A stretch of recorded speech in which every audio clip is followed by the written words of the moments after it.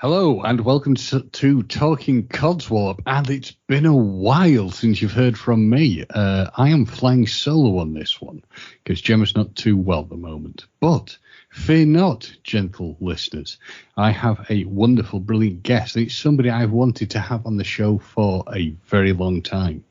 And I have asked the chap and then I've had to rearrange things. So it's one of these long time coming things.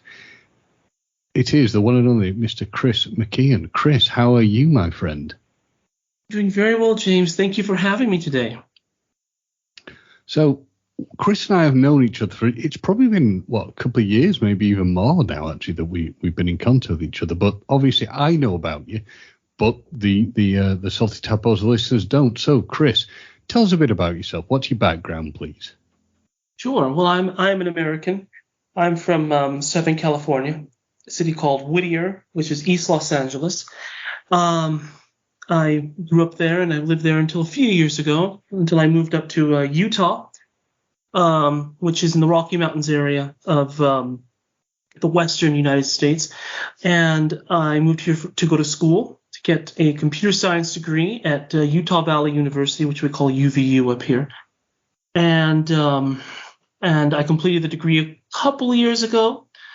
Right around the time that COVID hit, so there were some delays in getting work. There were some work situations, thankfully, in the pipeline though. So I worked for the U.S. government for a little while. I moved to Maryland, working with computer things, and then I moved back here to Utah for another work opportunity, and I work with databases now. And I live in a city called Ogden, Utah. That's fairly far north, Utah. I was down in the Provo area. Let's just say about 90 miles south of where I am now. If anyone wants to look up a map, they can. And I was going to ask, Chris, because obviously you're working with computers. So is that something you always wanted to do? So the thing I always like to ask people, and I don't know if I have even asked you this during our conversation, which is, what did you want to do when you were a child? What was when you're a child and you think about the world? What did you want to do when you grew up? Can't answer, thankfully. First thing I wanted to do was be an astrophysicist. Very good. Thank you. I found things like stars and planets and space and such very interesting, fascinating things, and so I studied a lot personally about astrophysics.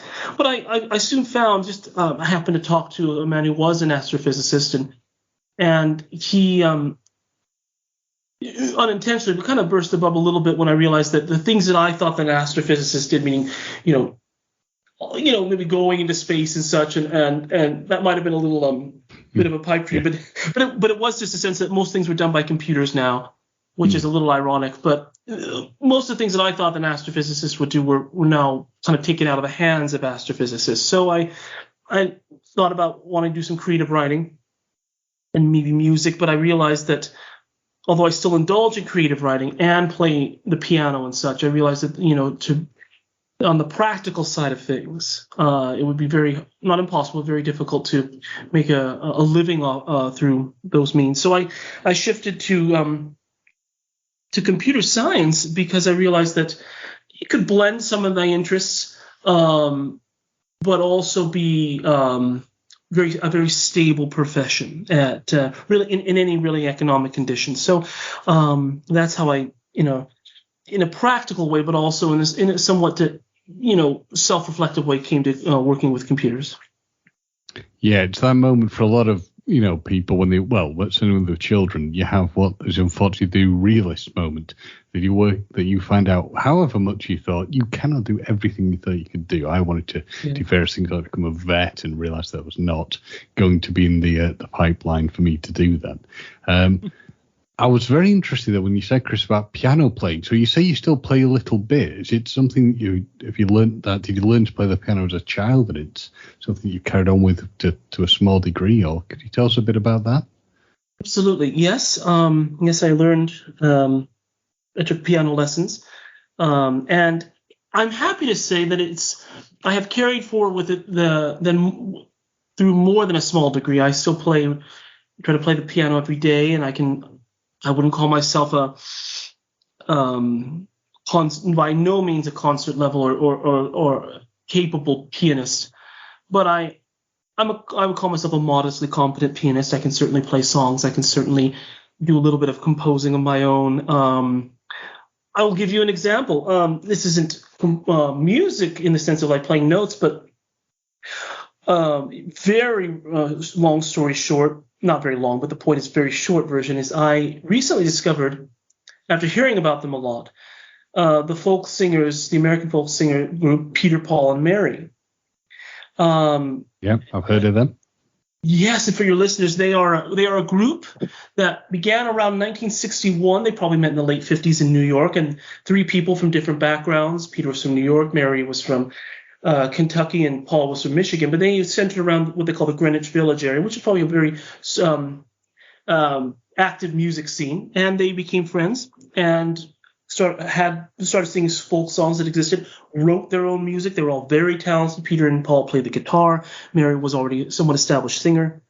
And over the next 50 years or so, until Mary's death in 2009, they were certainly among the most successful, possibly the most successful folk singer trio in American modern history, certainly, possibly in American history. And they were wonderful. My mom's side of the family is more musical. My uncle's a concert violinist. My grandma is also a pianist and organist and such. And so they have a kind of maybe because they come from a little, farther into the Midwest, the Wyoming, Montana area. There was a bit of a folk feel there's a folk feel to the family in certain ways in terms of music they like. And so my grandma and my mom they talked about Peter, Paul, and Mary. But it's only recent that you can't help but kind of in this country grow up without hearing some Peter, Paul, and Mary music, especially the song that I'm thinking about, which is Puff the Magic Dragon. But recently I started listening to some of their music. Yeah, it's wonderful stuff. I started listening to some of their music, and I listened to Puff the Magic Dragon. Thought it was wonderful. But I found out, I like to explore and find out the history of these songs, and I found out that the lyrics are based on the song was written by Peter Yarrow of Peter, Paul, and Mary, but he based the lyrics upon a play written by a man named his friend Leonard Lipton, passed away a couple of years ago. And Peter was kind enough to seek him out. He was a friend of a friend, really, and said, "Hey, I wrote the music, meaning Peter, but I based the lyrics largely on this poem you wrote. I want to credit you as a co-writer." So that's very kind of him. The point is that there is a lost verse. If you know anything about Puff the Magic Dragon, it ends really on a sad note that it's about the loss of childhood innocence, where these children grow up and maybe move away from their imaginary friends. Who knows? But Puff the Magic Dragon, once his friend Jackie Paper grows up, essentially, sadly slips into his cave. That's the last line of this verse, meaning he's lost his childhood friend. But there was a happy verse that was lost, and apparently described how Puff meets another child, and they continue on and have happy adventures together. Well, I took it upon myself, I just found that out last week, just to write a verse. In fact, if you bear with me, I'll just I'll read the verse. It's very brief. Please do. Yeah, I mean, it's interesting Puff the Magic Dragon is a song that most children know and will have heard within their childhood. I still remember hearing on like tapes of children's songs and things like that, and I did not know there was this kind of extra stuff. So yeah, I'm very interested, Chris. I'm sure everyone else be to learn more about it. It's interesting stuff.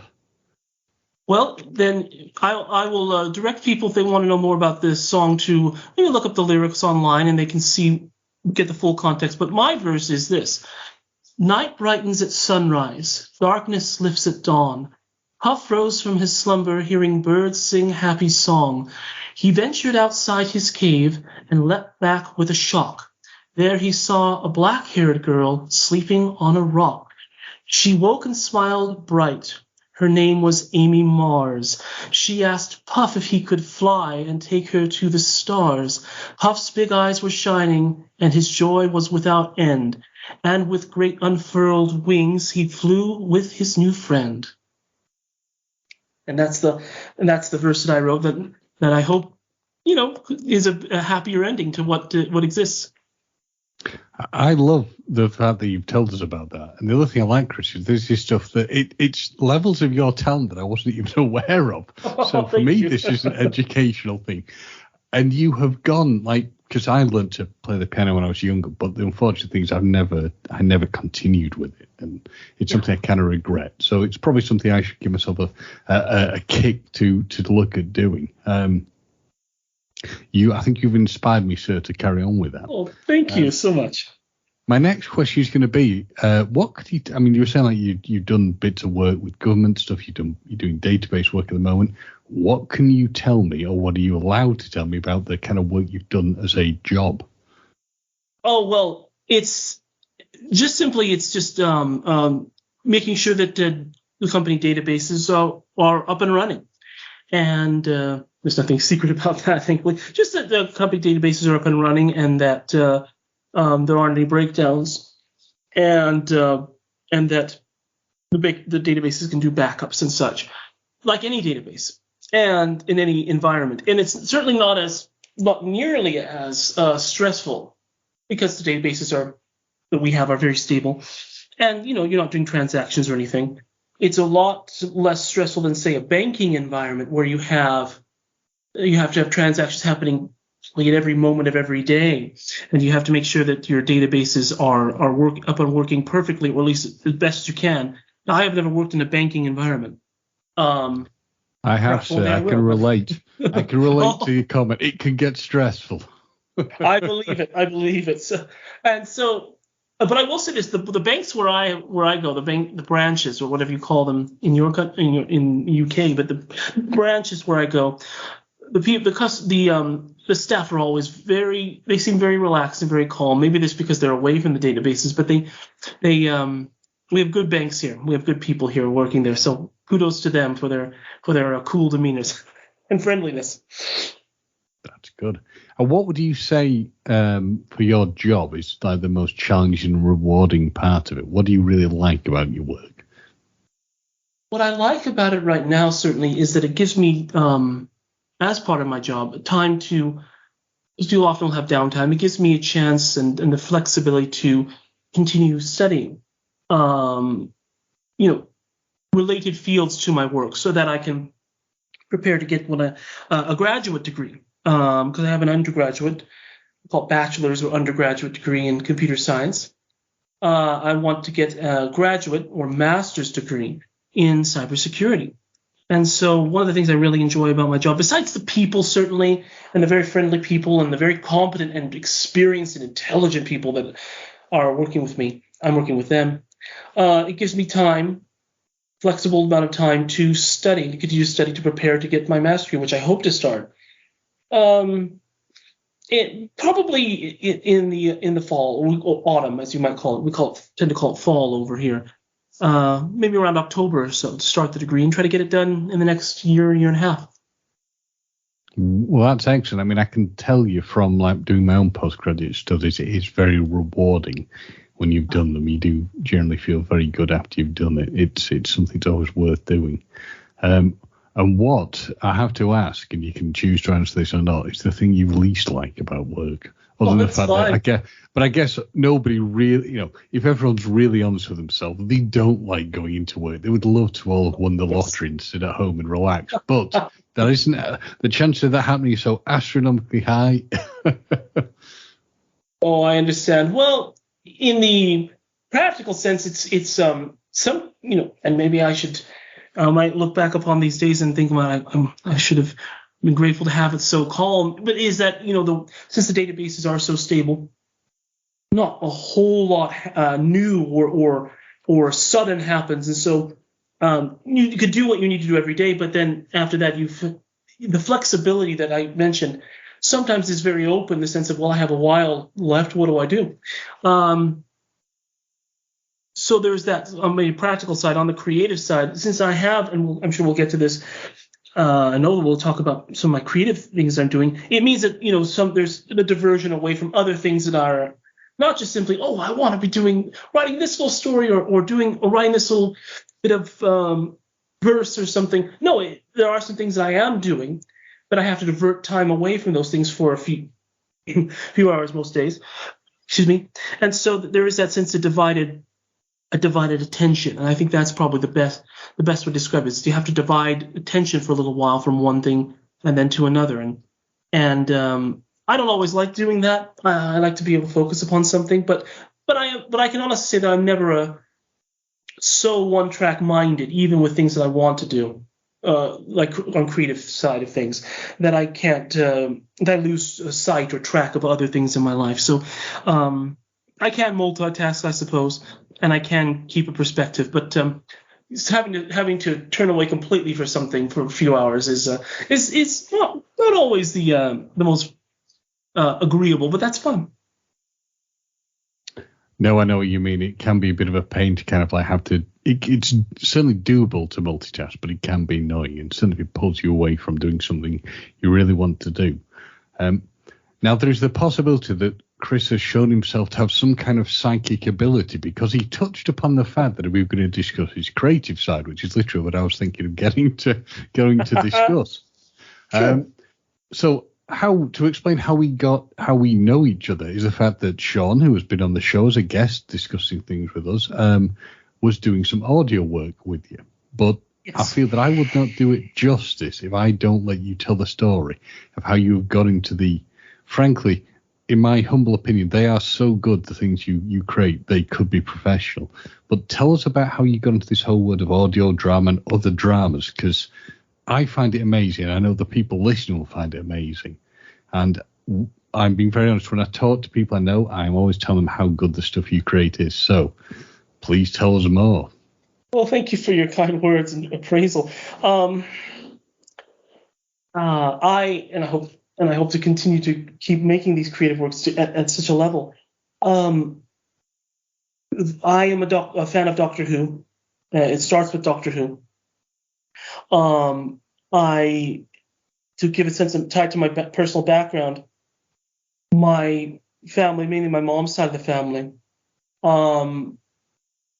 really, well, they probably did this too, and certainly my family has done this, which is that most of the television that my family probably even now watches, but certainly growing up as a child, was British television, watched through our local public broadcasting service, so PBS, and which, for whatever reason, carried a lot of British programming, and British meaning usually English, but on occasion maybe a little bit of Irish or something like that.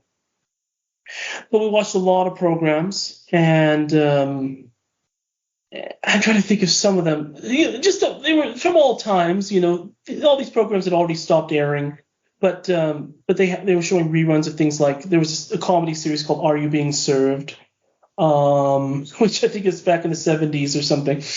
And we thought it was, yeah, that's going back a bit. Yeah, I believe it. It was a lot of fun. We enjoyed it. And then slightly more recent, but it was still, I think it already had aired, were things like Inspector Morse and the Granada series starring Jeremy Brett, Sherlock Holmes. I think other programs, but just programs such as these. Inspector Lewis, that's, I think, much more recent, maybe back in the mid-2000s. But very good, or Inspector Lindley, starring Nathaniel Parker.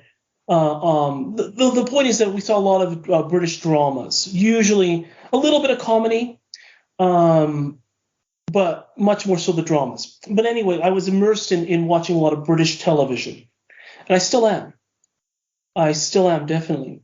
And so, coming forward, as becoming a teenager and such, I found I still wanted to do things like creative writing, and it's a while ago now, but I wrote this when I was a teenager. I wrote a book called Time's Champion, which is a book set in Doctor Who. It was at the time the regeneration story of the Sixth Doctor.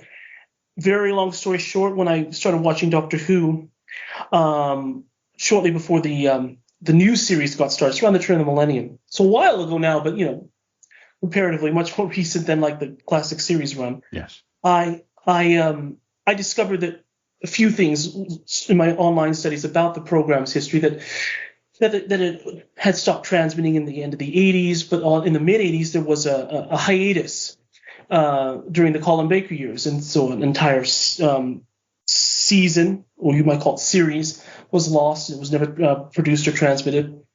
And the Sixth Doctor actor was fired, essentially sacked, whatever you want to call it, to make way for Sylvester McCoy, probably to have a clean break from a lot of the drama of the mid-'80s behind the scenes of the program.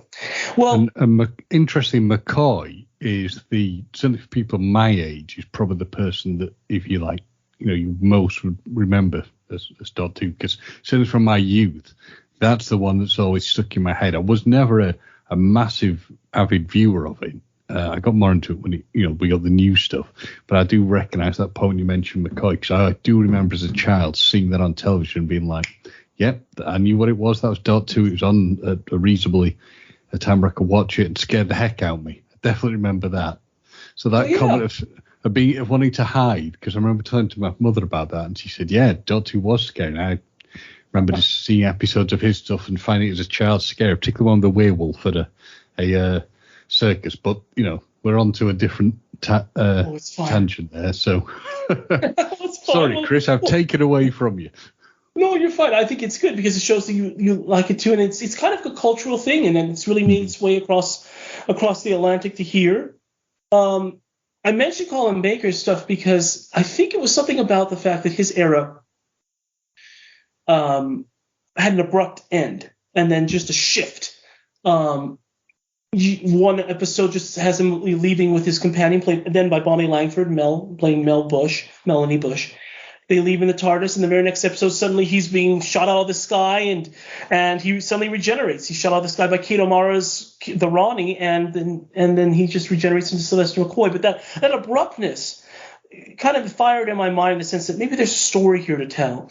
And so I ultimately wrote, and there's a much longer story here, but I'll just keep it brief. And I ultimately wrote that story called Time's Champion, which detailed the Sixth Doctor's regeneration. And so that, that set me at least on a long path of being able to write fiction, and that's a number of years ago, of course. But I went to school after that, and just kept busy, getting diverted attention, as we mentioned before. But about 5 years ago, by now it's 2018, early 18. Just to take you back to that for a minute, Chris. Was that the first thing you would have ever kind of really written that was like a fan fiction kind of story? Oh, yes, definitely. And it was. I'll give you a little more background. What made it notable was that I contacted the Doctor Who author named Craig Hinton. And I guess to give you the full context, if you know anything about Colin Baker's Doctor, his last series, The Trial of the Time Lord, in 1986, featured his Doctor being put on trial. It was kind of a reflection of the background turmoil of the series, and he's put on trial by the Time Lords, his own people. His prosecutor is a character called the Valeyard. Well, the Valeyard, as played by Michael Jaston, is revealed at the end of this 14-part adventure by the Master, then played by Anthony Lee, to be the Doctor himself. Some weird future version, some dark future version of the Doctor that wants to steal his regenerations. So that really ignited my interest in trying to connect the dots and close the gap. Well, who is this Valeyard? Where does he come from? Why does he exist? When I did my research back then, I discovered, well, does the Valeyard ever come back on screen in maybe the Sylvester McCoy era? No, and he still has not, even now, nearly 40 years later. So there was that sense of, okay, an abrupt change, he suddenly regenerates, and there's this character called the Valeyard that's out there. That's this dark future reflection or version, or maybe just the future of the Doctor in general. Well, there's a story to tell there. I contacted, through my research, and realizing that at that time, the television shows was coming back at that point, but there in the what they call the wilderness years in the 1990s and the beginning of the 2000s, there were the forefront of Doctor Who fiction was being produced with books. And one of the book authors was a man named Craig Hinton. And he had written a book called Millennial Rights, which was a Sixth Doctor book from the mid-90s. And it featured the Sixth Doctor dealing with the Valeyard a little bit. He's trapped in this strange altered reality where he starts turning into the Valeyard. So not the real Valeyard, but him kind of his own thoughts manifested as the Valeyard. But So Craig Hinton had written about the Valeyard character, and so I thought, well, I should talk to him.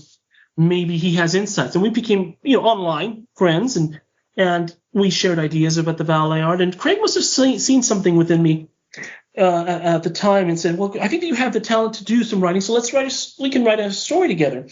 And I can try to pitch it to the BBC, another book that can deal with, the Sixth Doctor's regeneration and his confrontation with the Valeyard. And I remember meeting Craig. He came over to I said that I live in Los Angeles, so there's a big Doctor Who convention there called Gallifrey 1. And Craig came and visited, and we shared some very nice ideas. With the intention of eventually writing the story, but not too long afterwards, Craig Hinton passed away very suddenly from a heart attack, I believe. And so I took a risk doing this, but there were on the online forums at the time, which still exists, a lot of people were very sad about Craig's death, of course, but Craig had said that he was going to write this book, but he had a co-author. He just never named the co-author. Well, then I thought, I saw people's responses, and they said, oh, we'll never get to read this book now. And then I thought to myself, Craig can't do anything more, but I can. And so I took the risk, and I went online and announced myself in a way and said, I am the co-author, and I promise that I'm going to find a way to publish this. And so I was, very shortly after, I was approached by Big Finish, through Simon Guerrier to saying that they wanted to publish the book, and they asked if I could work with them, and I said yes. But Simon was honest. He said, there's a very low chance we can do it, because we would have to get a one-time license to publish a novel. We have audio licenses. We don't have novel licenses, but we want to try. And sadly, it didn't work out for that same reason. Very immediately afterwards, I was contacted by a man named David J. Howe, who still runs now Telos Publishing. They had a license to do Doctor Who novellas. They couldn't get the license to do a book, but they had unlike Big Finish, which had the infrastructure to audios, not novels. David's group, Telos Publishing, could already have the infrastructure to publish books.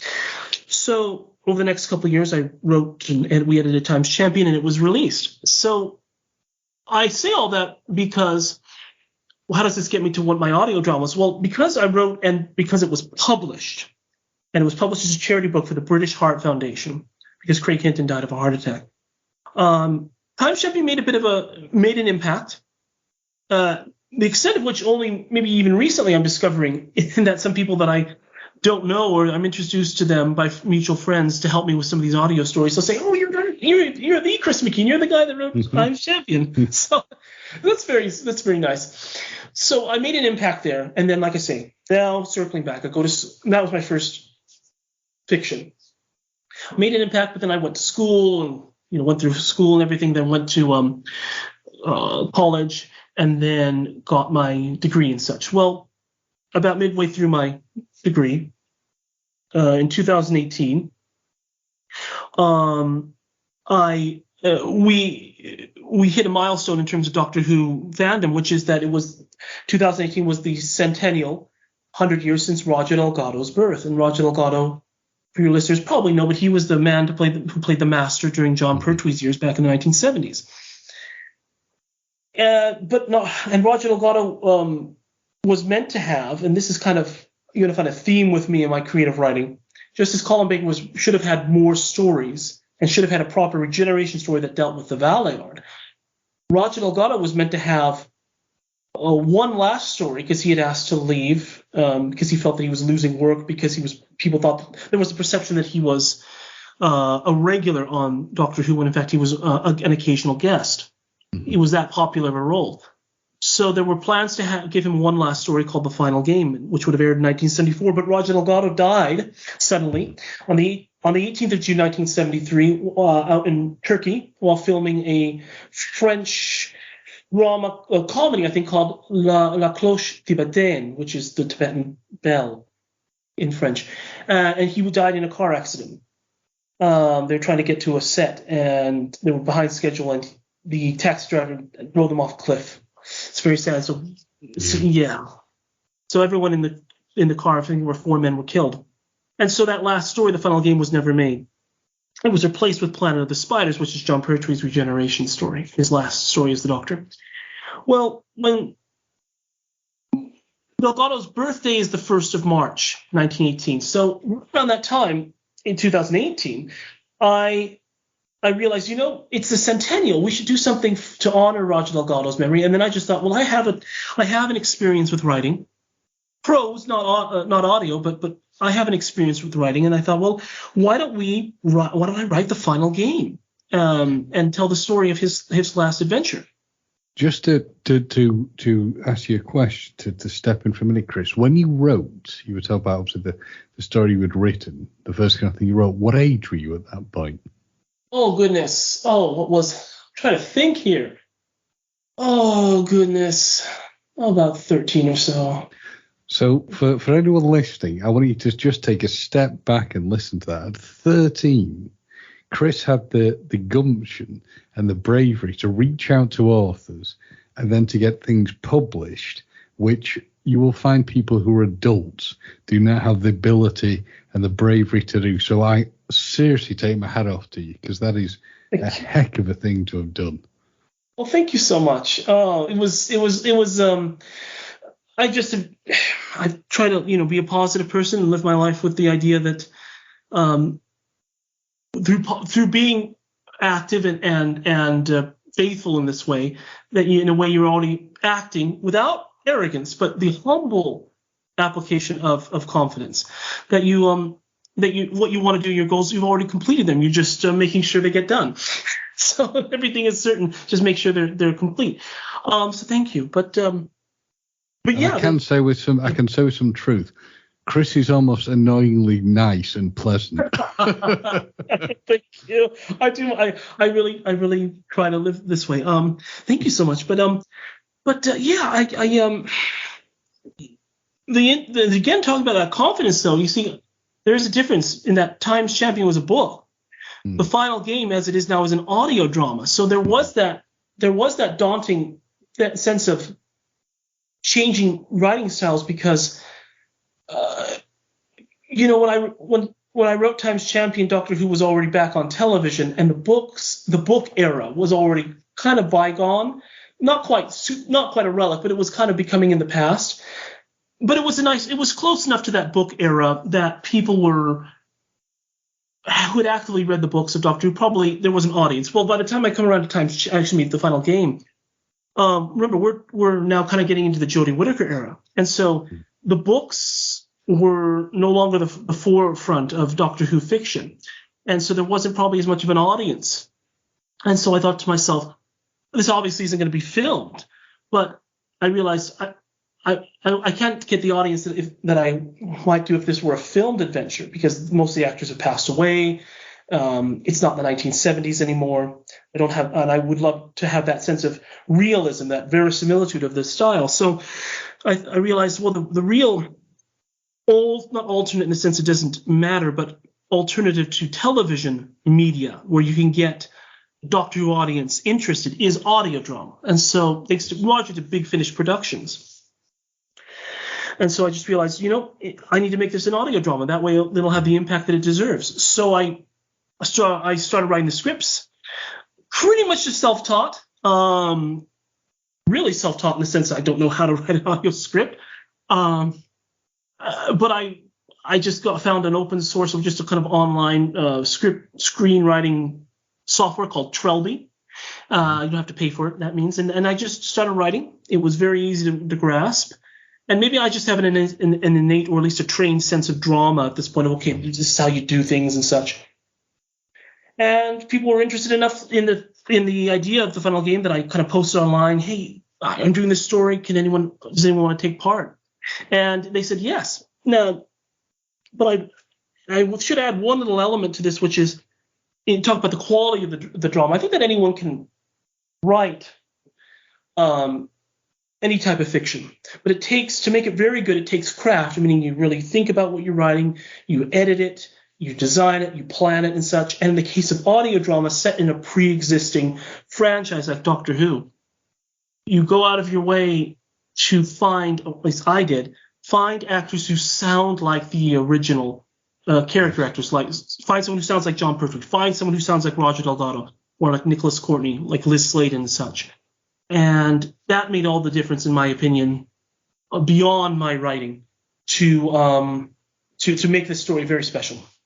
And that's the thing I really like with what you do, Chris. It isn't just the simple. I mean, you and I have had these conversations. I've tried to turn my hand to doing some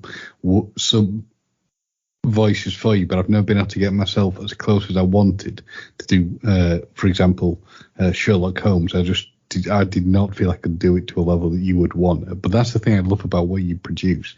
It is, in some cases, and in nearly all cases, eerily close. Eerily close. Yeah. It's some of that is luck. Just good fortune in finding actors who can, whether they're well known or sometimes just people that come out of the woodwork, meaning people that have the talents like you or I, and have the passion, and can do maybe a lot of good things, but they can do one good thing remarkably well. And so I was fortunate to find Marshall Tankersley, who did a wonderful John Pertwee voice, Terry Cooper, who did a wonderful Roger Delgado voice, and I knew one thing. There's a hierarchy of recognizable voices. You want everyone to sound wonderful and have good quality sound, but if you start at the top, meaning your main hero and your main villain, the Doctor, the Master, I knew that I had to find two actors that sounded so much like those original voices that your first time listening, you would think, oh my goodness, we have John Pertwee and Roger Delgado on a Skype call or just in the recording studio. And I am very pleased with how the story turned out, and it because I feel that those voice actors really carry the adventure and made it sound real, made it sound like it was, as they say in Through Big Finish, it was Saturday tea time in 1974 all over again. So it's wonderful. And it is very interesting when you talk about finding people who can do these voices amazingly well. Because Sean, who we both know, he does the Doctor. And when I say the Doctor, I mean the first Doctor. And I've heard his work, and he sent me things to sometimes listen to that he's done where I honestly couldn't tell it was not an original recording. Where it just... it's astounding. He does a Tom Baker as well, which again, just wow. Yes. Well, no, you're right. I mean, since you mentioned Sean, we might as well take a moment to talk about his story. When I wrote The Final Game, to take a step back and give you the context of why I did these stories, the audio versions, I don't want to make it sound as if I just thought of the story out of nowhere in 2018. Shortly after writing Times Champion, so go back to maybe the very end of the 2000s, I wanted to keep writing things. So I wrote prose versions, short story versions of The Final Game and some other stories for fun. And so I had it's a very different version of The Final Game, but there's a version of The Final Game from like 2009 or something out there. I think you might be able to find it online. It's like a novella. It's probably 10,000 words, and there are similarities, but it's very different from the audio version. Well, 2009 is important, and this will tie to probably some other things we'll talk about later. But that's the year that Nicholas Courtney was supposed to appear in Sarah Jane Adventures, which is a spin-off to Doctor Who, a Sarah Jane Adventures story called The Wedding of Sarah Jane Smith. But because of ill health, he wasn't able to film. And if there's anything your listeners should know about me as a Doctor Who fan, is that I love the Brigadier, the character that Nicholas Courtney played, Brigadier Lethbridge Stewart. Yes, and so when I learned that he couldn't film for that adventure, I was heartbroken. And so I was writing these other little short stories that were kind of in the unit era. So I was kind of situated in late Pertwee, early Tom Baker, trying to write some stories. The Final Game, I had written that. I was writing a trio of stories with the Fourth Doctor and the Roger Delgado Master. I think I mentioned just that, not to go on a tangent, but simply to say that I was trying my hand at doing continuity connections, which I recommend anyone that likes to write fiction, to write continuity connections about characters that never met on screen. Tom Baker's Doctor never met Roger Delgado's Master. But because these stories feature the Brigadier, and I was so distraught and heartbroken that he just simply in a selfish way, like, we won't get to see the Brigadier with David Tennant's Doctor, but also on a human level, knowing that Nicholas Courtney is ill. He's in his 80s. He's unwell, and I feared that he would pass away, and he did. But because of that, I had to move away from that creative space. I said, I can't touch it right now. I can't write stories with the Brigadier at this time. I have to let that. I sound a little overwrought, but a period of mourning, I suppose. Mm-hmm. And so I can understand that, because you do.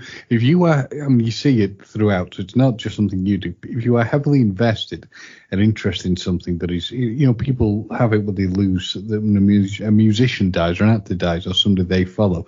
As a fan, you become invested in things, and I totally understand that. You always feel, as a fan of something, sad when someone who you have followed and you've known the work passes away. It's a natural thing to happen. Yes. And it's also interesting, if I can interject, when you were talking about having a continuity flow with the work. When I was doing some work with doing script writing, when I had some previous work on that, they were taught about that, the importance of checking throughout a run of a script or anything of that nature, does everything flow correctly? And if you are trying to make something where characters who have not met before meet, can you create something within a story that will make sense? You can't just suddenly say, oh yeah, this person knows this person, because a viewer or listener would go, well, hang on, there's nothing that links that. So you have to, if it's not there, as you've said, create some kind of continuity to it links. Well, I can, yeah. Well, I'm just saying that you're absolutely right. I can think of it as a brief example in something unrelated to Doctor Who, but Star Trek. Mm-hmm. An exact example, parallel of what you just said is, there's currently a series called Star Trek Strange New Worlds, which focuses on Captain Pike's era of Star Trek, right? On the Enterprise. Yeah. The really early Star Trek, yeah. Really early Star Trek, yes. And if you go back to the original series of William Shatner's Captain Kirk, there's a 2-part story called The Menagerie, where they feature the now crippled, scarred and radiation burned crippled Captain Pike. There is a line of dialogue where a Starbase Commodore Mendez asks Kirk, do you know Captain Pike? And Kirk says, yes, we met, and I think he said we met once, but he certainly says we met when he was promoted to fleet captain. Well, so you have that anchor. Okay, yes, they met each other, but it was when Pike became a fleet captain. So it suggests a later era than what we kind of knew. Well, just last week, or a couple weeks ago, there was a Star Trek Strange New Worlds episode where they featured a new actor named Paul Wesley playing now Lieutenant Kirk, who's brought over to the Enterprise because the two ships, the Enterprise and the Farragut, are doing a joint mission. Well, he meets Pike, but then if you're strictly going by the continuity, you think, well, they can't meet till Pike is the fleet captain. So what do? They give Pike a temporary promotion to fleet captain. Yeah, but at least they've done it. At least it's not that thing where they shoehorn stuff in and you're like, what? Yeah. How? So how exactly? But you find, that's the thing with continuity, is you find the wiggle room to make things work. So you're absolutely right. Is that continuity connections is a very important thing in terms of when you're writing the fiction that right now I'm writing. I'm trying to branch away, but even so, tying that back to Sean's story as the Hartnell, as the first Doctor. Since I had to mourn essentially the loss of the Brigadier, I turned my attention to something else. I thought, where else? Well, I want to write still a Doctor Who story. I'm in this mindset, but I can't touch the unit years right now. So not the Brigadier, but where do I go? And I was so distraught, I thought to myself, well, if I think about most of these doctors have met the Brigadier. But then I realized, but the first Doctor didn't. On screen, at least. In his own era. So I thought, well, I'm quote-unquote safe. I try not to sound so vulnerable, but I was so distraught. That I thought, I'm safe if I go into the Hartnell years.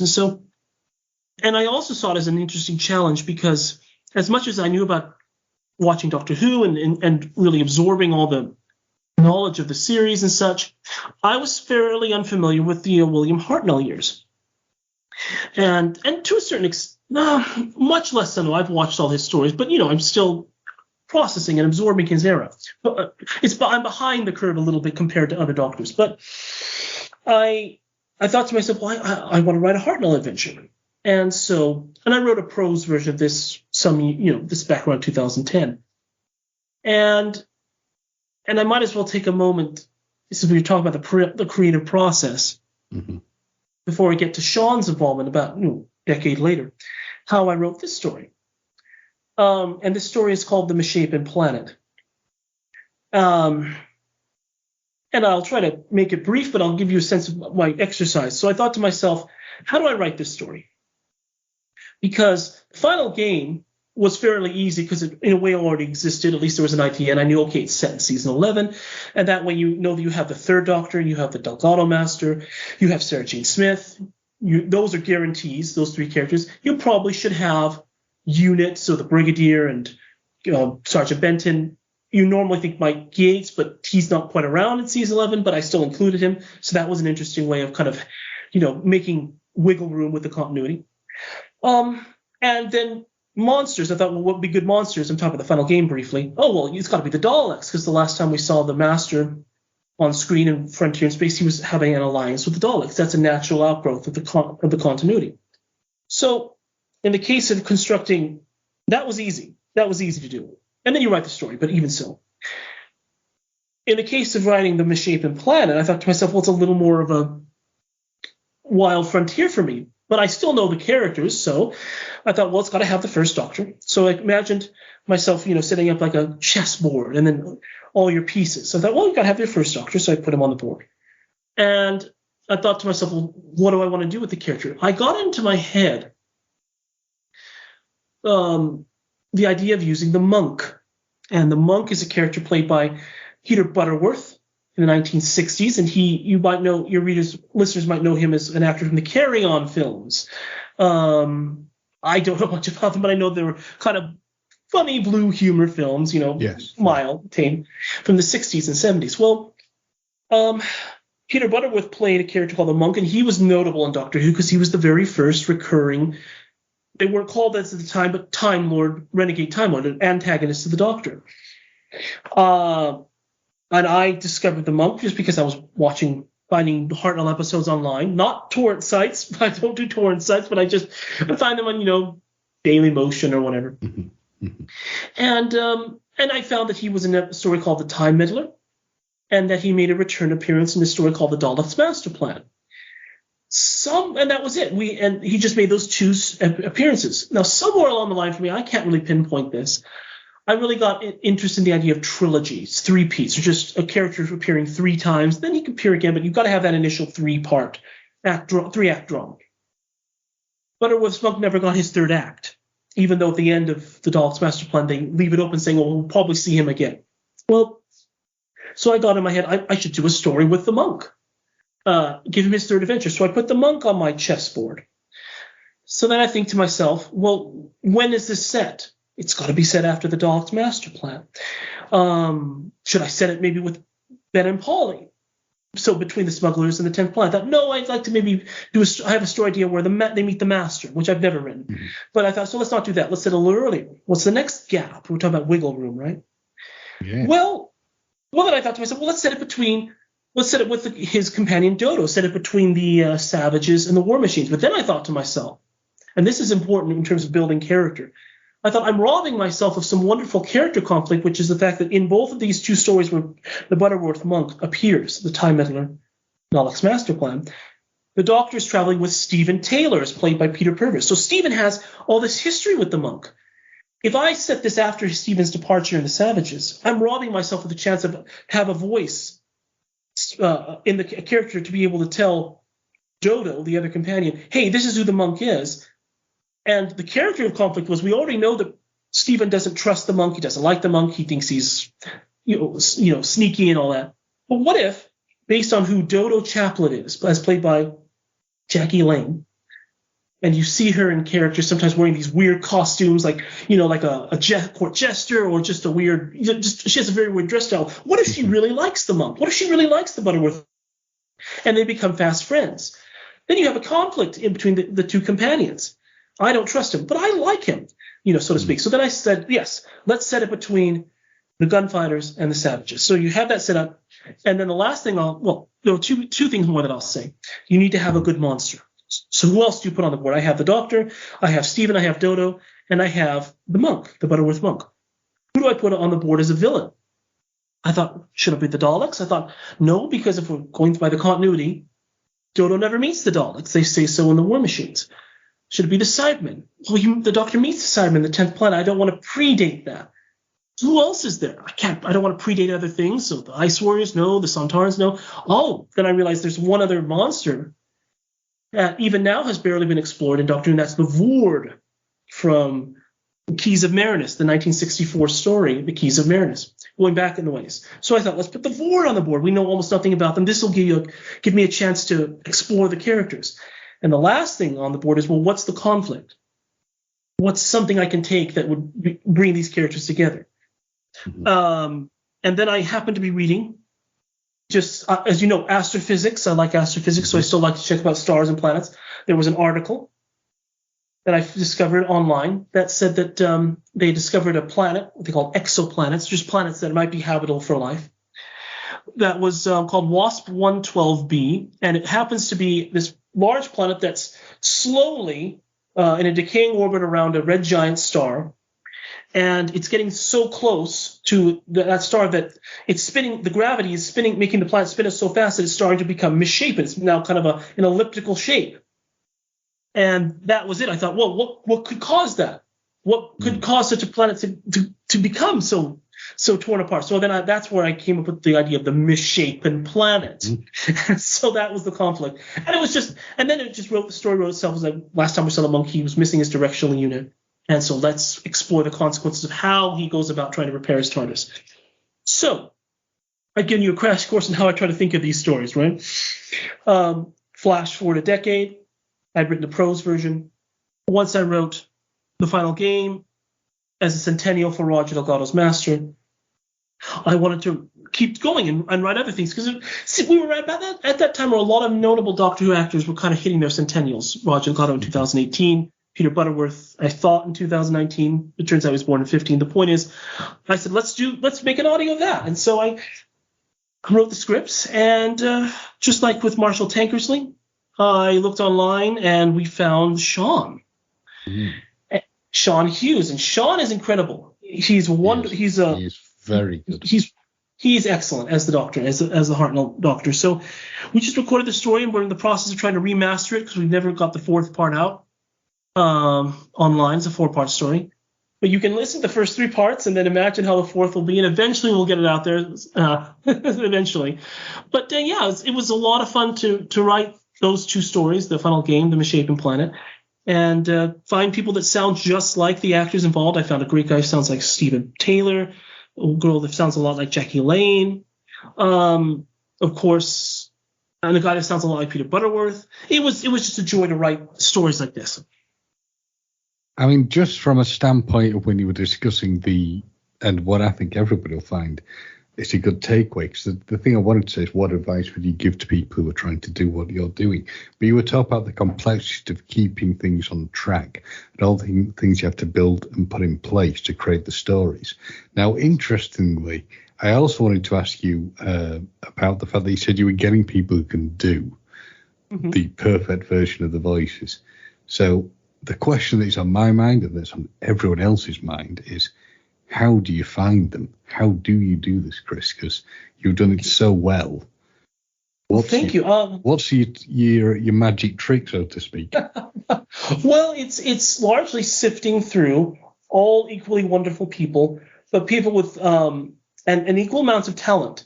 But just sending out audition calls saying, because I have a Twitter page now, but just putting on social media, I'm doing this story, I have these scripts written, and it's going to feature these certain characters, this set of characters. And then you kind of list, these are the characters I need, and they are based off of this character from Doctor Who. If any of you feel that any person feels that you can do a voice that sounds like this, feel free to audition. So, if you're very fortunate, like I was with these stories, you get a few people. You get a few people that will do these stories.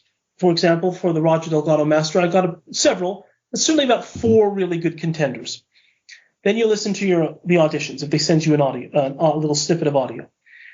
And you listen to how they sound. If they're very close, or at least close enough, I work with them and say, okay, can you do another take and try to do this voice differently, that voice differently, or can you just listen to a lot of the character and then try to copy their voice?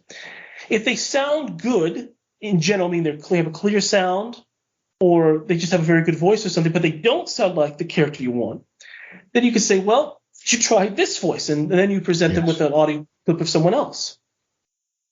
And if they just still sound good, but they can't sound like anybody in the main characters, you say, well, can you try this minor character, or can I? Then I think to myself, well, I don't want to turn anybody away if possible, especially if they're enthusiastic and want to do something. I think, well, then can I write a character? Can I add a character into the story that could be anyone, but, sound like, in my mind, what how this actor sounds. And then it's just a refining process. And then you just kind of get to your last few contenders, and then, and those that don't work for the main character, you kind of repeat the process. Well, can you try this character? Can I write a character for you, and such.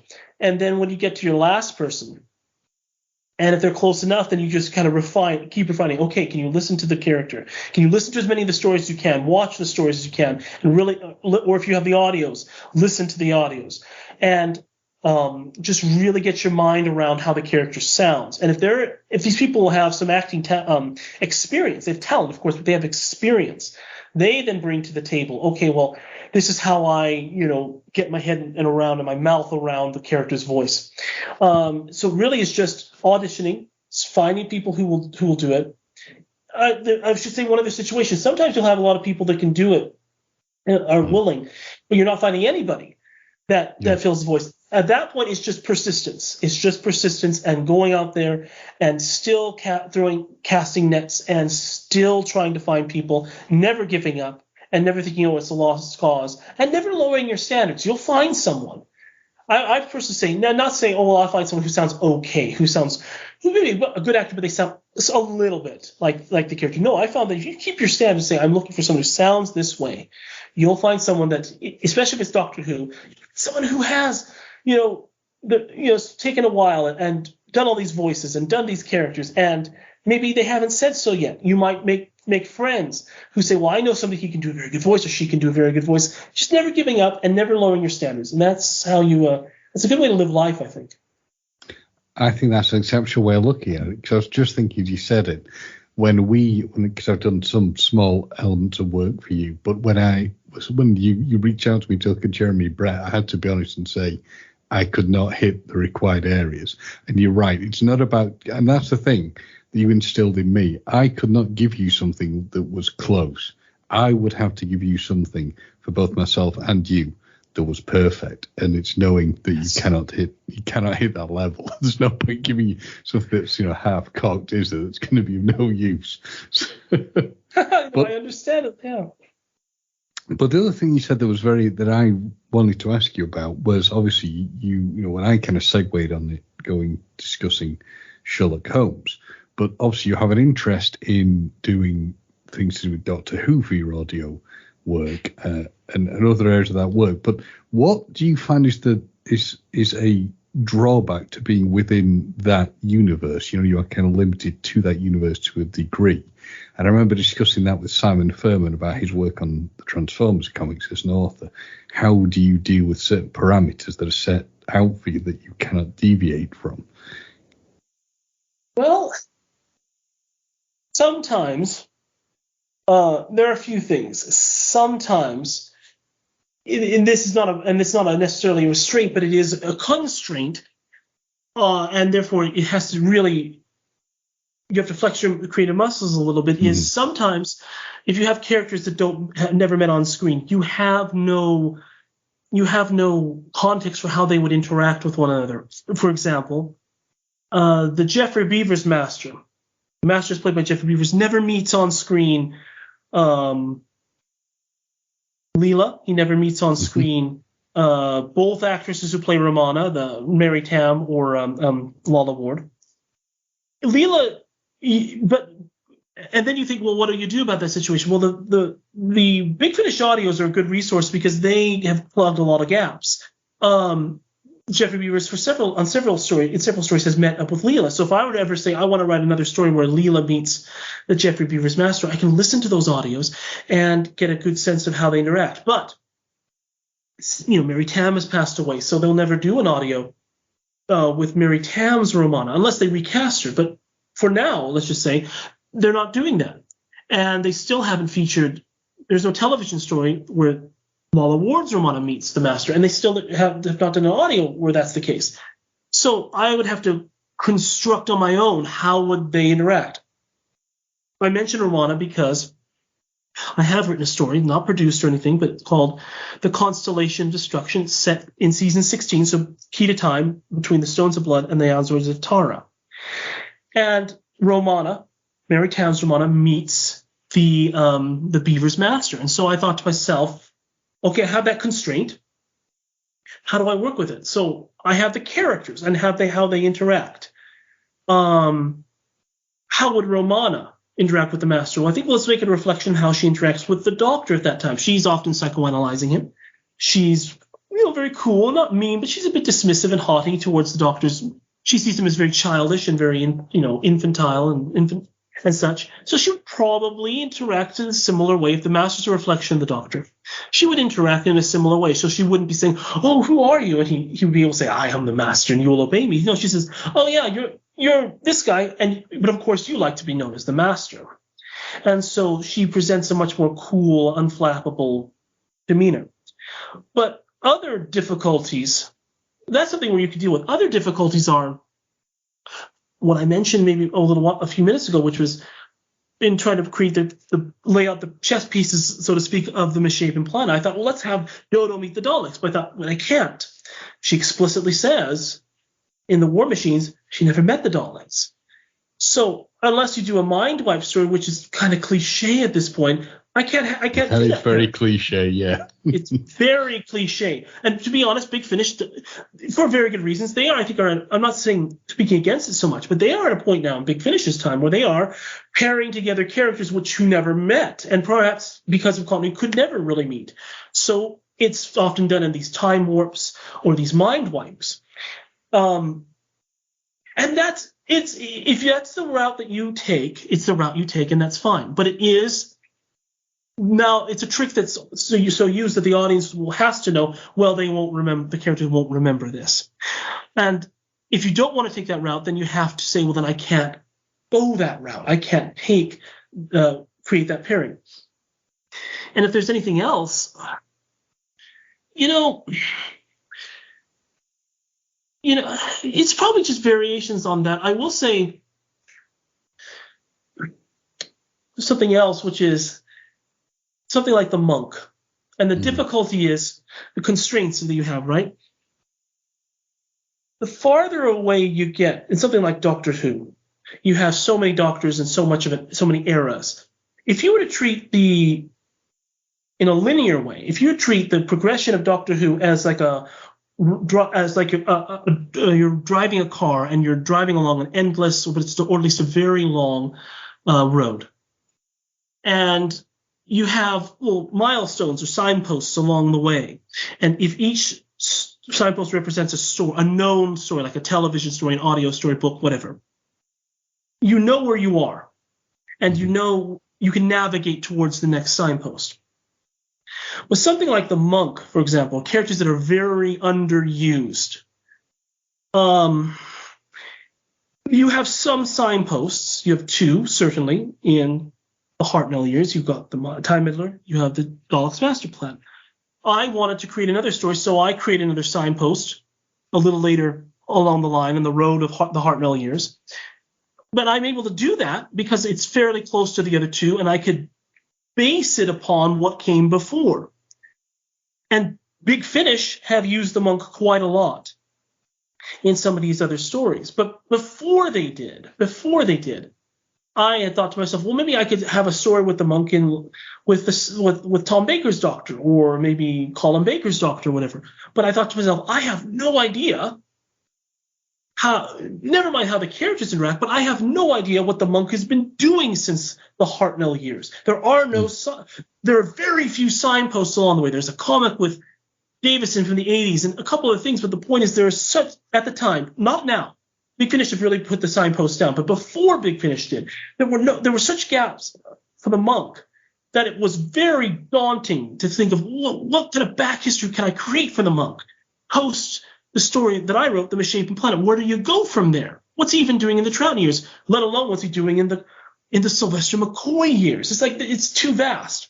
So sometimes there is that daunting sense when you have such a large sandbox, is that the borders of the sandbox are so vast that sometimes it's not impossible, but it's very daunting to create a back history like that. And that leads me to one last point, which is this. Stories like mine, there's always a chance that if we're talking about a sandbox and building sandcastles and all that stuff with your signposts, there's always a chance someone else can knock your sandcastle down. And that's really, as much effort as I'm doing, I have no license. And that at least another signpost, I can't make any money. I'm not really motivated. I'm not motivated by money, but you have to. It would be nice to be able to support yourself a little bit, right? So I can't make any money, but the people that can, big BBC or Big Finish, they're just like me, in the sense that they're looking through all the history of Doctor Who and trying to find the wiggle room and spaces to add stories or have characters meet and add to the continuity. But because they have the license, whatever they write, and I don't say this out of spite, but it's just true. There is a frustration. This whatever they create will be the canon, and so if they write as they have, if they write a story where, say, they do their version of the final game, they haven't. But if they were to say we're going to do a story called the final game, their version of the final game becomes the real version, quote unquote, of the final game. And so I still have the memories, I still have the joy of writing it, but now it's not the only place where someone can look to see, how did the Delgado Master maybe meet his end in the Pertwee era.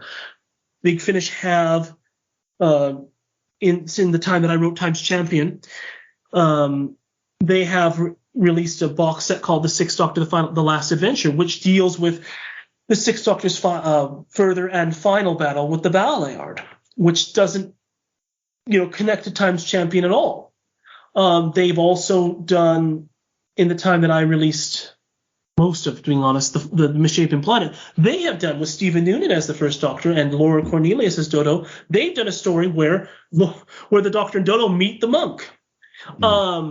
So there, and it has no connection to the Misshapen Planet. So there is that sense of, anything that I write, anything that I do, is in a precarious condition. For Doctor Who, certainly, it's in a precarious spot, because very likely at some point, with maybe, especially when you deal with very established characters, like returning characters like the monk or the master or the Daleks or something, very likely if you deal with a missing piece story, if you just write a story that is generic, well, it's probably going to touch it. It won't affect anything. But if it's like a missing piece, what happened to the Delgado Master?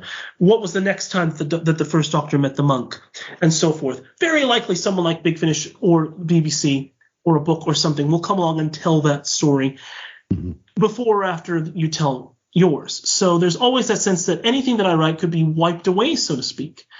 And so that's it's motivating, but there's always that slight unsettling sense of, well, will I be able to countenance this anymore? Will I be able to, quote unquote, count this story anymore? So that's probably the hardest or the most unsettling element of doing this type of fan writing, which is that it could just be washed away very quickly.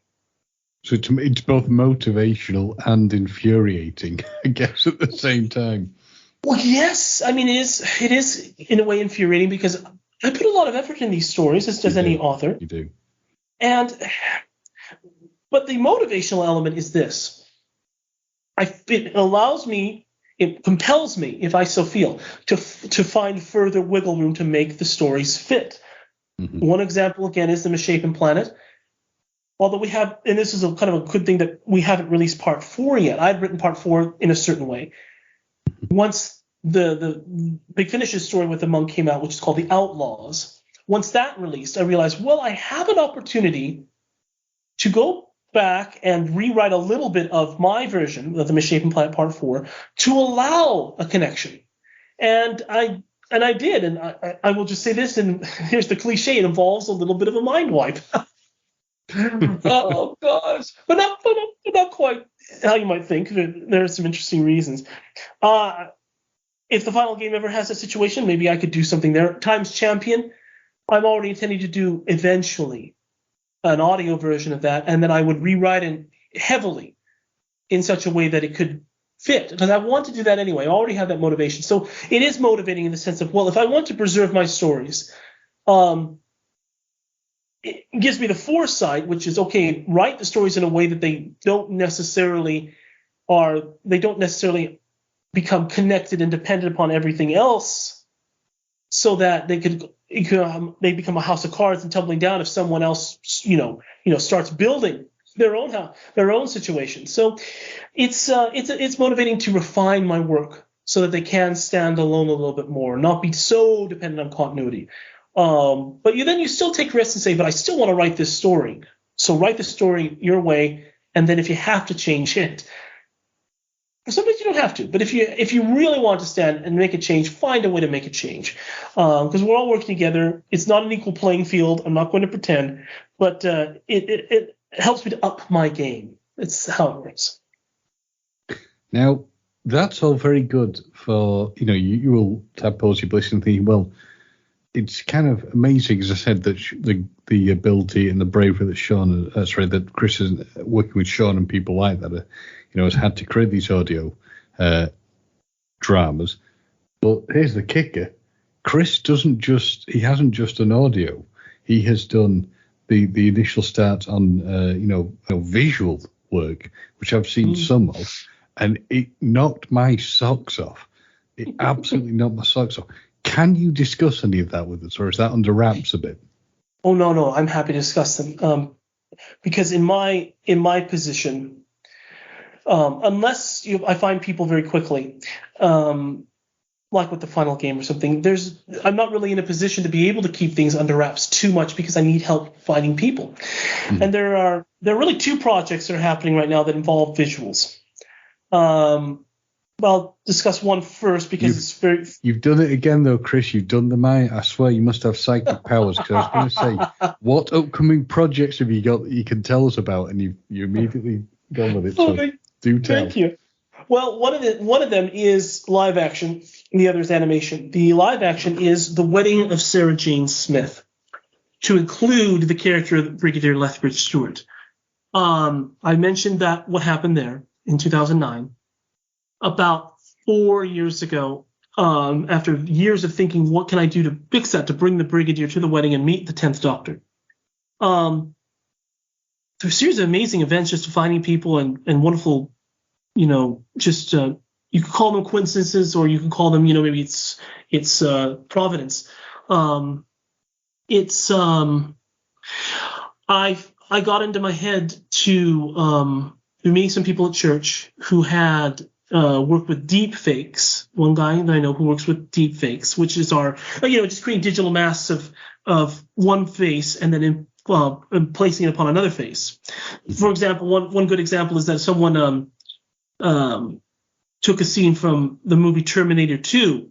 Terminator is, of course, played by Arnold Schwarzenegger, but they changed it so that it looks as if it's being played by Sylvester Stallone. Mm-hmm. They are very good. And it is an area of concern for people, but the way you're doing it's not something to be afraid of. No, I thank you, because yes, it might be concerning for some in the sense of, you could change all these videos, but change reality, so to speak, not exactly, but a recorded version of reality. In my case, I realized that I had thought about what to do with The Wedding of Sarah Jane Smith, and I initially, a few years ago, wrote there is a novelization, like Target novelization, not quite, but there was like a novelization of The Wedding of Sarah Jane Smith. So I got a hold of a copy and rewrote it to include the Brigadier. And I thought about releasing that, but I thought to myself, there's no real audience or no impact for a book these days, sadly, because books are essential. But even so, I thought about maybe animation, but I thought to myself, but if I animate, I can't afford to animate the whole stories. So for you to animate this, you'd be switching between live action to animation, and it would look interesting. People think, your heart's in the right place, but it looks fake, so to speak. With deep fake, though, that word shows up again. You can't just stick with live action. And so I realized it was possible. And so there's a series of events of getting costumes together, people together, assembling a film crew throughout 2019. at the end of November of 2019, we filmed on a green screen soundstage in Orem, Utah, the Brigadier scenes for the wedding of Sarah Jane Smith. And that involved, of course, an actor in costume as the Brigadier, an actor in costume as the Doctor, an actor in costume as the Brigadier's wife, Doris, who we know would have been in the story, and even an actor and actress in costume playing Sarah Jane Smith for one scene.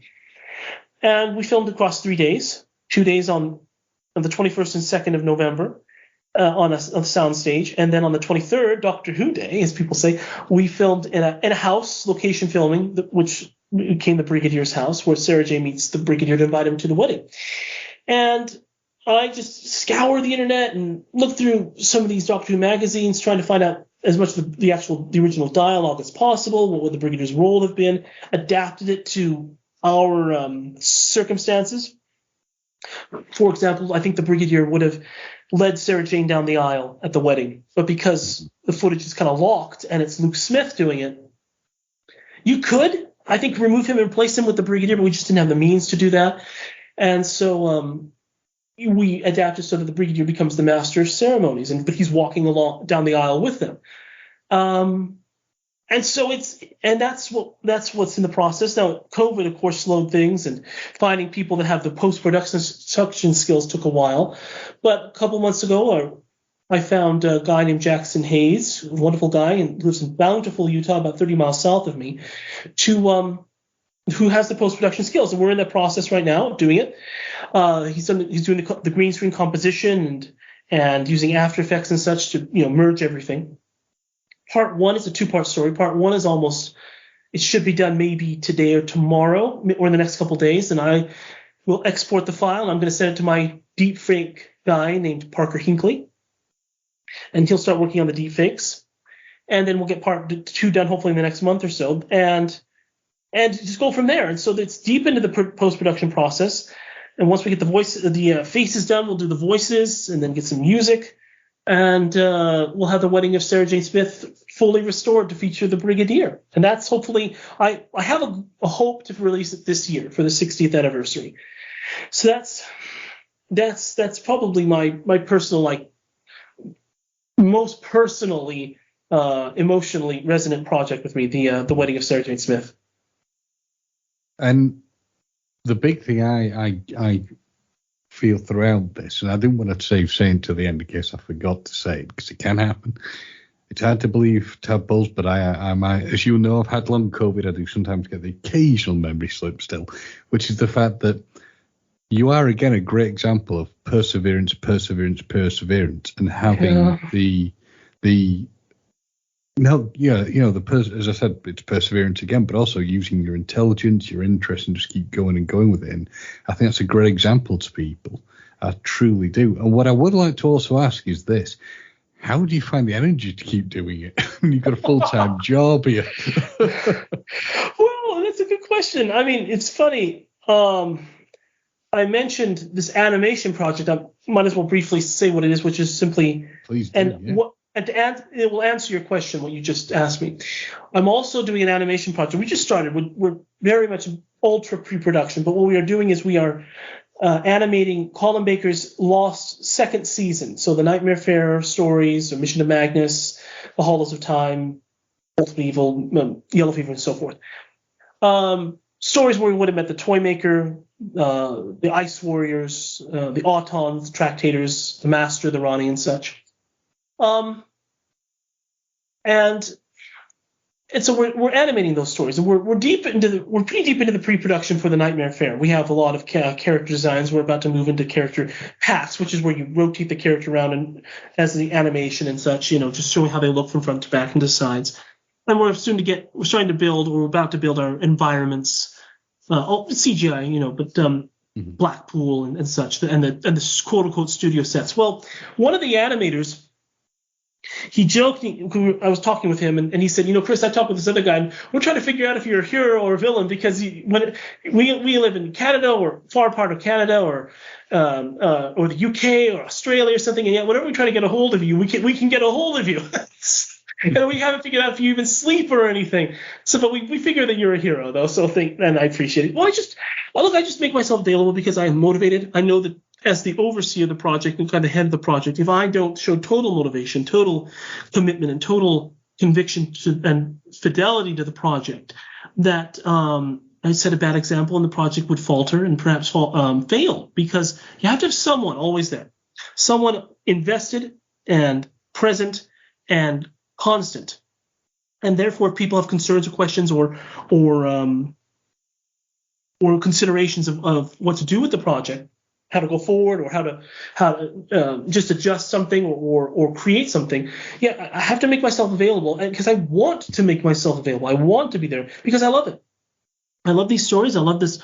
I love Doctor Who. I love the creative writing, and so I have to going back to diverted attention. I have to divert my attention away from it with my day job and with other things, family, or just going to the store, things like that. But even the persistence of keeping it, never forgetting and never taking for granted that it can fall apart if I don't make myself actively engaged in the project, and anxiously engaged. That's how I do this. That persistence, that serious commitment, and it, you don't want to burn myself out and say, I'm thinking about it every second, every day. No, I have other things I need to do. But when I can do it, and when I'm called upon, I show that loyalty, and this is how I manage the stories. And obviously, there's a multitude of other things we could discuss where you get you have an interest in work on. But I always want to know from people, and you are someone who I don't think I've even asked you this privately, if you could work on anything.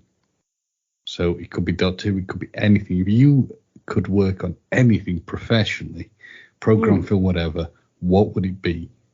Oh, good question. Well, if I could go anywhere in the world, meaning distance wasn't a problem, I would, of course, want to work on Doctor Who. Mm-hmm. If that's, but say it is a situation, because I live here and work here, a little more likely I probably would love to work on something like Star Trek. Even that's a little difficult. I think some of them, they work in Vancouver, but it's not terribly far from me. So maybe if I could, I'd love to work on something like Star Trek, like Strange New Worlds or something. Very specifically, though, I would love to, if I could do the continuity of Star Trek, I'd try to say, hey, it's very clear that there's a interesting storyline brewing about why the eugenics wars happen in Star Trek. I think we've come too far. Yes. Yeah. It's like, with Khan, it's a sense of, you watch these episodes and you think, well, why is Earth doing crazy genetic engineering that seems beyond it's sci-fi, but let's just be honest, it kind of seems beyond normal human technology. But laying that aside, why are they doing a eugenics project? Why is there, never mind the eugenics wars, why was there even a eugenics project in the first place? I think that you could tie that too. I think it's clear that it's somehow involved with data. You could tie it to data. You could tie it to the Borg. I think that maybe you tie it to V'ger. All I'm saying is that there's a storyline there that you could do well. So I'd love to work on Star Trek, but also working over their continuity and maybe making connections. But I'm trying to think. Well, if I could work, if time weren't a constraint, because I'm trying to do these Sherlock Holmes stories in the style, of Jeremy Brett as a tribute to him, finding actors sound like Jeremy Brett and Edward Harwood. I would love to go back in time to the Granada television series and just work on those adventures, but somehow keep them going. So maybe tell Jeremy Brett, hey, your health is not going to be very good if you smoke so much or something. Or any of this, or any, of these stories I love. I'd love to, maybe not necessarily go back in time, but I'd love to work on Poirot. More recently, any of these stories have ended. So you have that sense of whatever. Maybe work on Poirot, work on Inspector Morse. I would love to work on a show called Murder in Provence, which is current, with Roger Allam and I can't think, Nancy Carroll, I think is her name. I would love to work on that show because it's absolutely, the cinematography and the characters seem absolutely gorgeous and compelling. But of course, at the same time, I would love to do my own original stories. And that's really kind of the goal, is working in these sandboxes. It's not just simply to be safe, but to grow my skills in a place I know the most, like Doctor Who. Trying to branch out to something that I know maybe still know well, but a little bit less, like Sherlock Holmes, Jeremy Brett Sherlock Holmes. And then maybe the next step is branching into something that I want to do, which is my own original material.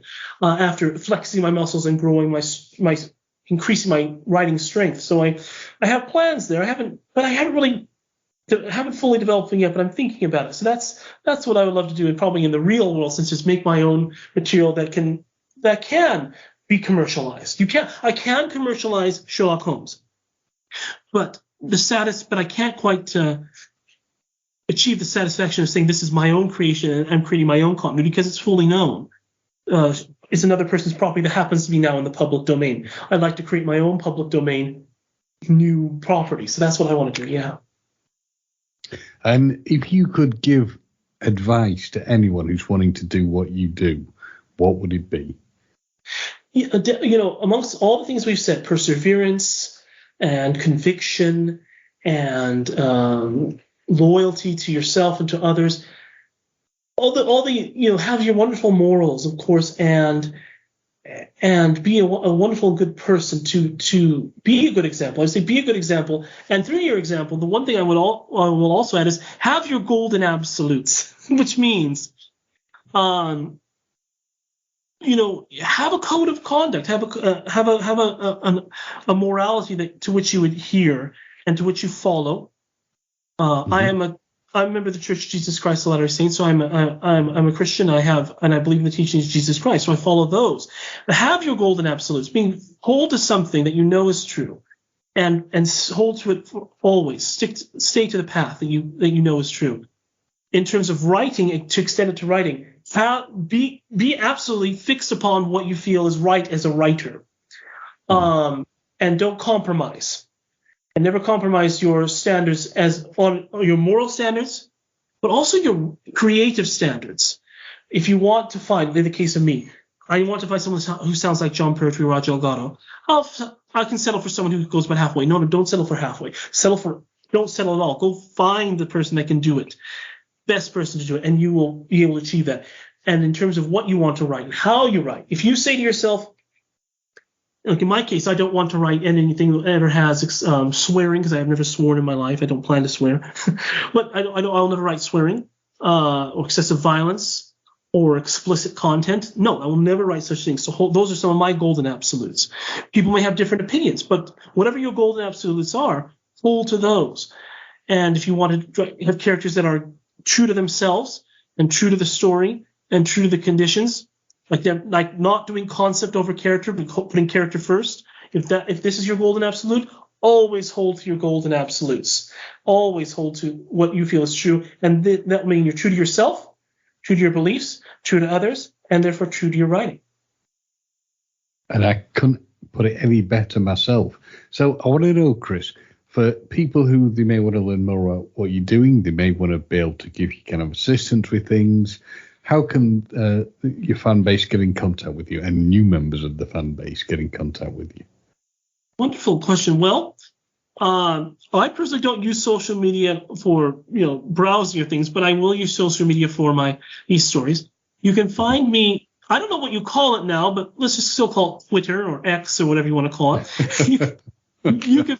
Yeah, it's funny how it changes, but it seems to still be more or less the same. So through Twitter, formerly known as through Twitter, you can find me at Black Glove Studio, and the tag is at Studio Glove, capital S, capital G, at Studio Glove, Black Glove Studio. Through, if you prefer Instagram, you can find me. If you want to really find me, be sure to find me. Definitely contact me through Twitter, through comments or DMs. But if you don't use Twitter, you can find me through Instagram at Black Glove Studio. It's Black_Glove_Studio. That's the handle. If you don't use those, then use, say, Facebook, which I use probably even less, to be honest. I never check it. Just a moment here. You can find Black Glove Studio. Just that, Black Glove Studio through Facebook. And trying to think if I have don't think that, like I said, I don't use social media much at all. So those, except for these stories. So the main one would definitely be Twitter, and then kind of distant second and thirds would be Instagram and Facebook. And just search Black Glove Studio on through those platforms. That's brilliant. Yep, and I'm sure that, well, I'm absolutely positive to say that you'll get a following from the tadpoles. So all I can say, Chris, is, thank you so much for giving up your time to have a chat with me about your whole process for creating things, the work you've been doing, and importantly, the future work you'll be doing. And I think, I say for myself and for those who listen, it is we've heard some very positive things. It gives you a very good kind of roadmap to follow in your footsteps and do what you're doing. So once again, thank you very much. Thank you so much for having me. And as a final little farewell to everyone listening, if people are sound designers, if you can do sound engineering designers using, Audacity or Adobe Audition, I definitely would love to talk with you. If anyone in terms of the acting right now can sound like Jeremy Brett, but specifically like Jeremy Brett as he did in his later stories, so the older, slower speaking, graver Jeremy Brett. And then if anyone could sound like Edward Hardwick, his version of Watson. And I would say also anyone could sound like Charles Gray as Mycroft. Yeah, Mycroft was going to show up in some of these stories. Just the last stories that Jeremy Brett was never able to complete in the canon. If anyone has these voice skills or just wants to get involved, please contact me through the social media sites that I mentioned. I can say yes, get in contact with Chris, because I have done that, and it's worthwhile because you get to get involved in some great stuff. So there is nothing more for me really to say apart from we've been talking of Codswallop, and it has been wonderful. And thank you very much, Chris. You're very welcome, James. Thank you for having me, and I hope to come back again soon.